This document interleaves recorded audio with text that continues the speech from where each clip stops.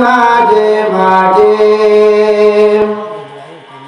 ফজর কাটে ঘুমের ঘরে জুহর কাজে কাজে আসর কাটে গলায় দোলায় মাগরিব মাঝে মাঝে এশার সময় হইলে তারপর পিছে দুনিয়ার পিছে নামাজকে বলো না কাজ আছে কাজকে বলো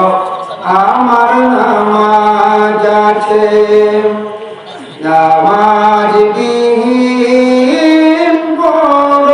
পারে জবাব দিবে তুমি প্রভুর কাছে নামাজকে বলো